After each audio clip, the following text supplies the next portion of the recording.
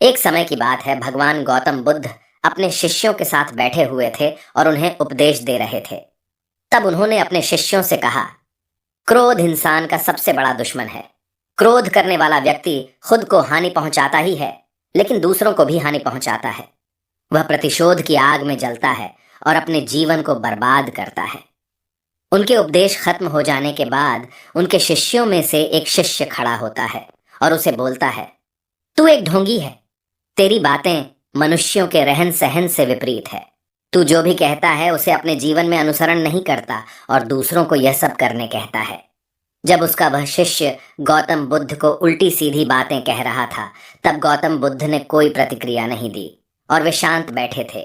लेकिन ऐसे में वह व्यक्ति और भी ज्यादा गुस्सा हो गया और गुस्से में आकर उसने गौतम बुद्ध के मुंह पर थूक दिया।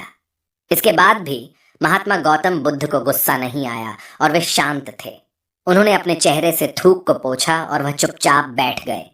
यह सब देखकर उस शिष्य को समझ नहीं आया कि वह क्या करेगा। गुस्से में आकर वह उस जगह को छोड़कर चला गया और अगले दिन अपने घर पहुंचा। जैसे ही वह अपने घर पहुंचा, तब तक उसका दिमाग शांत हो चुका था। दिमाग के शांत होते ही उसे इस बात का एहसास हुआ कि उसने कितनी बड़ी गलती की है। उसे पाप हुआ है। वह खुद को मन ही मन कहने लगा, यह मैंने क्या कर दिया? मैंने महात्मा बुद्ध का अपमान किया है। ऐसा पाप मैं कैसे कर सकता हूँ? मैंने बहुत बड़ी गलती कर दी। मुझे जाकर उनसे माफी मांगनी होगी। यह कहकर वह तुरंत ही गौतम बुद्ध के पास चला गया, लेकिन गौतम बुद्ध उस स्थान पर नहीं थे। ऐसे में वह शिष्य जगह जगह भटक कर उन्हें खोजने लगा। जैसे ही उसे महात्मा बुद्ध मिले, तो वह उनके पैरों पर गिर गया और उनसे कहने लगा, मुझे माफ कर दीजिए, मुझसे गलती हुई है। मैंने आपका अपमान किया है। मैंने यह बहुत बड़ा पाप किया है। यह सब देखकर गौतम बुद्ध ने उससे कहा, शांत हो जाओ, क्या बात है, मुझे बताओ, तुम कौन हो? गौतम बुद्ध के यह पूछने पर वह शिष्य चौंक गया।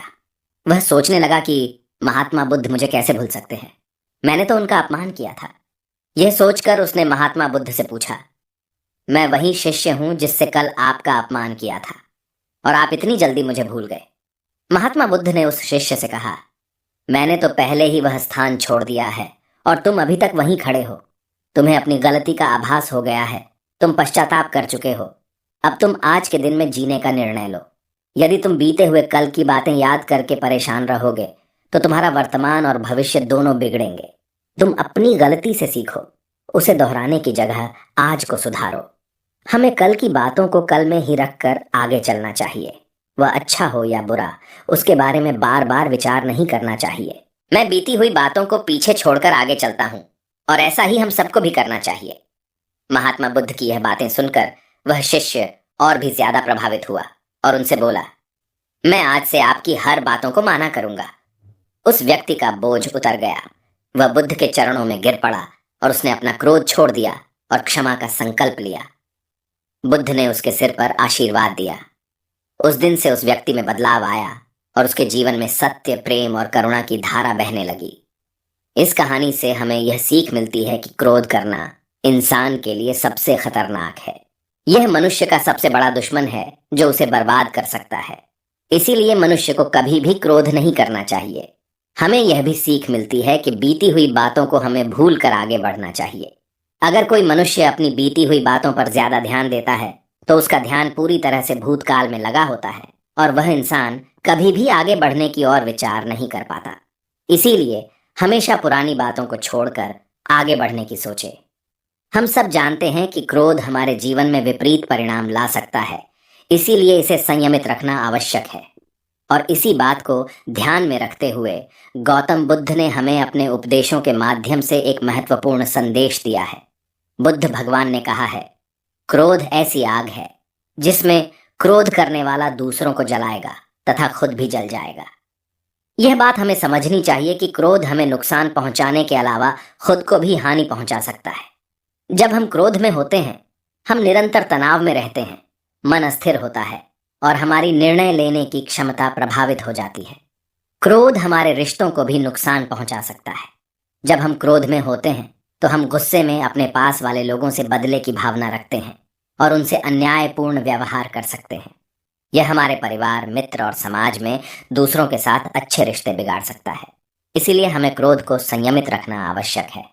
बुद्ध भगवान ने हमें दिखाया है कि शांति और सुख का मार्ग क्रोध से होकर नहीं जाता है।